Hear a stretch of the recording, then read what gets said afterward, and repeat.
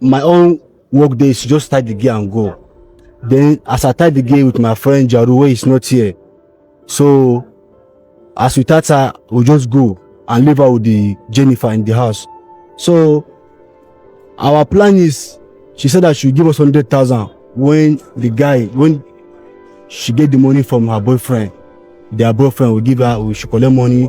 So I don't really know how much is that. I don't know how much she's going to collect, but within our in our discussion is she should give us 100,000. She lured the girl. I don't know how she managed to get the number of the girl. She called the girl. She promised to give the girl a phone, according to her. So on that fateful day, on a Thursday like that, I was in the office when she called me that Achadu Police come so that I will help open gate when the girl comes. And I foolishly accepted to come open the gate. So I came. When I came, and I met this guy and one other guy there with her. I said, what's happened? She said she wants them to scare her when she comes so that she will not make noise, so that she will get information from the girl and then later call Edward, their boyfriend that they are dragging, to collect ransom.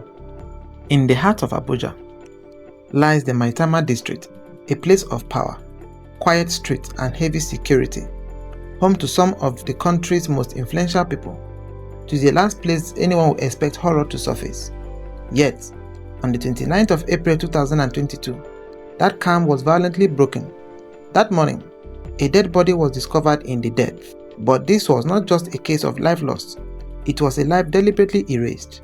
The body had been so badly disfigured that identification was almost impossible. The face was unrecognizable. There were no identity cards, no phones, no personal belongings, nothing that could tell investigators who this person was or where they came from, except for one haunting clue. Still clinging to the body was a pair of NYSC khaki trousers. In Nigeria, that uniform is more than clothing. It is a symbol of youth, service, and hope. By NYSC mobilization guidelines, the wearer must have been under the age of 30. This was a young Nigerian standing at the beginning of life, whose journey was meant to lead to opportunity, not to a shallow grave in one of Abuja's most elite neighborhoods. So what could lead to such a gruesome and calculated murder? What kind of rage, jealousy, or obsession drives someone not only to kill, but to destroy every trace of their victim's identity? Stay with me, because as these stories unfold, you will come to understand the dark truth behind the body found on that fateful day. This is not just a crime story, it is a chilling reminder of how desperate and extreme some people are willing to go when fighting for what they believe should belong to them. The morning of Friday, April 15, 2022, has started like every other morning as people prepared to engage with their daily routines. But to Stephanie, only one thing was in her agenda: attend Community Development Service (CDS), a compulsory program enshrined in the operations of the NYSC, and return home to continue with other domestic activities that were already accumulating. Stephanie Terangu was the first of her mother's only 2 children. She attended a secondary school in Kaduna State, a place she resided with her parents, but had to relocate to Benue State after the death of their father. With Stephanie's quest for more knowledge, she proceeded to the Federal University of Agriculture, Makurdi, to study microbiology. It was after graduating from this university that she was posted to Abuja, Nigeria's capital city, for her mandatory 1-year service to the nation program, otherwise known as the NYSC. Abuja was new to many fresh corpers, and finding their way around seemed difficult. But the case was different with Stephanie. She had a friend, Edward Achadu, who was already staying in Abuja at the time, and was always ready to assist her whenever situation demanded. Edward Achadu was not just an ordinary friend to Stephanie. He was the father of the 1-year and 7-month-old baby Stephanie was carrying at the time. So when she got her call up later and saw that she had been posted to Abuja, her joy knew no bound, knowing that it was not only an opportunity to gain more experience, it was also a perfect opportunity to reunite with the father of her child. Edward Achadu had been praying for an opportunity like this, so when situation finally presented itself, he grabbed it with open arms. He welcomed Stephanie to his 1-bedroom apartment at the Logogoma area of Abuja and continued his fatherly and lover responsibilities from where he stopped. So, on that fateful day, April 14, 2022, Stephanie stepped out of her home with her 1-year and 7-month-old son to attend a Community Development Service meeting, CDS, which is meant to be a routine obligation under the NYSC program. She had no idea that it would be the last time she would leave her home alive. Years earlier, Before Edward Achadu met Stephanie in 2018, he had been in a relationship with a woman named Jennifer Tsembe. However, that relationship did not receive the approval of Achadu's family. His mother and his sister who lived abroad were reportedly uncomfortable with Jennifer's lifestyle, and as a result, the relationship did not progress. But everything changed when news of Stephanie's pregnancy reached Achadu's family. Unlike the previous relationship, Stephanie was warmly accepted. The family was overjoyed and wasted no time in formally approaching Stephanie's parents to declare their son's intention to marry her. Following the family's consultations, Stephanie was fully welcomed and immediately integrated into the Achadu's family. In a show of support and encouragement for the union, Edward's sister, who lived overseas, frequently sent gifts to Stephanie, embracing her as a future sister-in-law.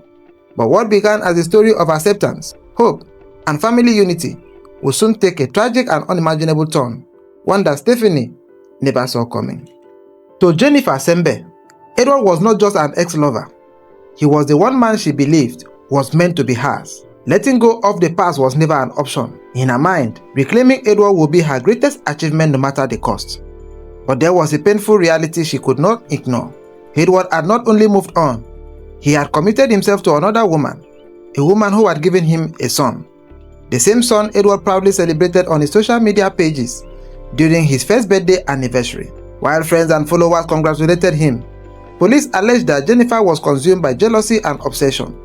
What others saw as joy, she saw as betrayal, and slowly, dangerous thoughts began to take shape in her mind. According to police later investigations, Jennifer allegedly began to see only one solution: remove Stephanie from the picture and reclaim the man she believed still belonged to her. But she had to be careful. She did not want any trace leading back to her. She knew Edward would never accept her again if he discovered she was the one behind any harm done to Stephanie, the mother of his child. Police stated that in her search for a way out, Jennifer confided in two male friends, Solomon Abu and Monday Simon, also known as Black. She reportedly shared her pain, expressing how betrayed she felt by Edward's decision to commit to another woman and her desire to have him back if given the chance. According to accounts, the two men initially advised her to let go of the past and move on with her life. However, if she is still bent on having a revenge, she should consider kidnapping Stephanie, demand a ransom from Edward, and use that as a form of compensation for her emotional pain and the time she claimed to have lost in the relationship. What began as heartbreak had now crossed into something far more dangerous. But there was a major problem. How can the plan be carried out without any suspicion pointing back to her? That question troubled Jennifer deeply. Then she remembered something important. Edward's sister lived abroad. But how will a woman who lives abroad and never approved of Jennifer's relationship with her brother be of any help in executing a long-harbored plan of revenge? Jennifer had an answer.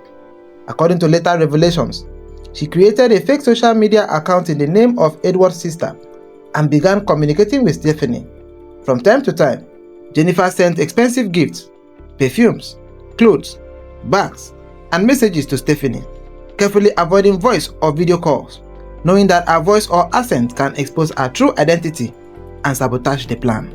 Coincidentally, Edward's real sister had not been in frequent contact with the family back home, a pattern that was not unusual, as she was known to go months without calling. Because of this, Stephanie had no reason to doubt the identity of the person she believed was her sister-in-law. The gifts, investigators would later say, were a deliberate part of a calculated effort to gain Stephanie's trust.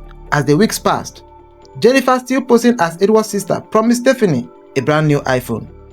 Then on that fateful Friday, 14 April 2022, a call came from someone claiming to be from a logistics company, asking Stephanie to come and pick up a package at a specified location.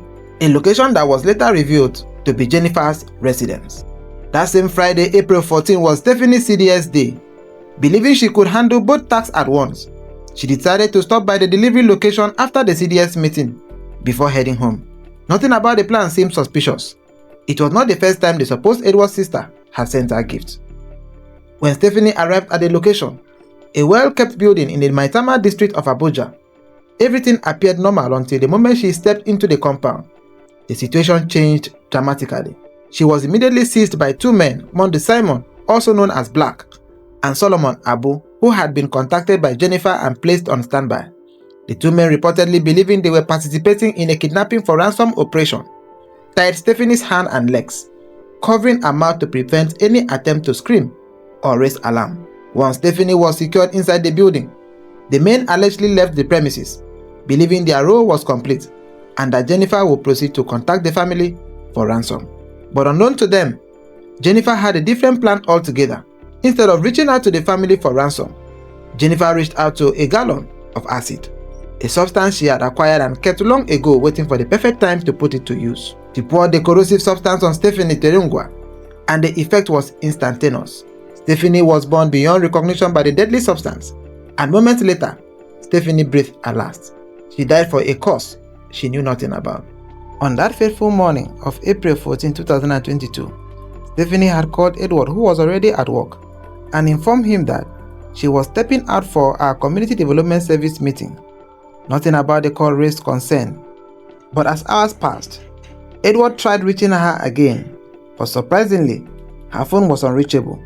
At first, he brushed it aside, assuming her phone battery may have run low. CDS meetings usually did not last more than 2 hours, so he expected to meet her at home when he returned from work, but that did not happen. When Edward got home, Stephanie was nowhere to be found.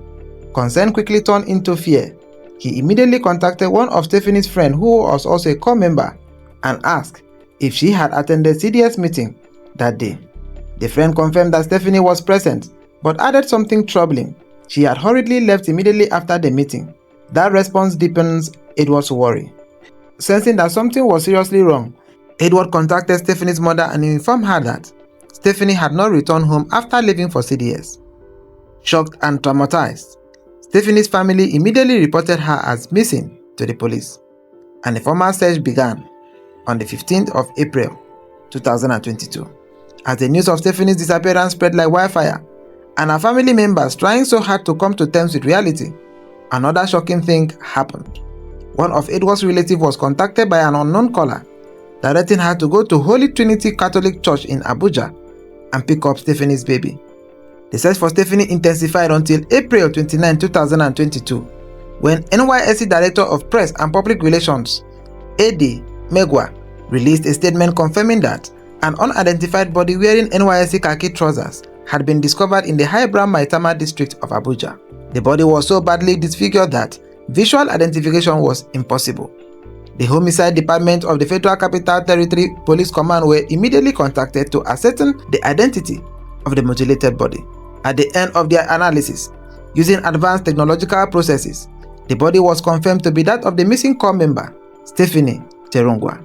Following this confirmation, on May 2, 2022, Edward Achadu and 2 other individuals were identified as the last people Stephanie had communicated with before her disappearance and arrested by the police, taken in for questioning. As investigation progressed, police arrested Jennifer Tsembe, whose phone had been used to contact the relative of Edward Achadu, revealing the location of the baby on the same day Stephanie went missing. That arrest, police said, became a turning point in the case. Further questioning led to more revelations about how the crime was planned and executed, with Jennifer Tsembe confessing to the crime and naming other accomplices. Jennifer Tsembe, Monday Simon, also known as Black, and Solomon Abu were formally charged to court in May 2022 following the conclusion of initial investigations. As Stephanie Terangu's family continued to seek justice, the pain of her loss remains immeasurable. No court ruling, no punishment, and no verdict can ever replace what Stephanie was to our family, a young mother whose life was cut short by someone's greed, selfishness, and obsession. Her tragic end confirms the dangerous power of obsession and reveals how far people are willing to go when consumed by jealousy and selfish desire.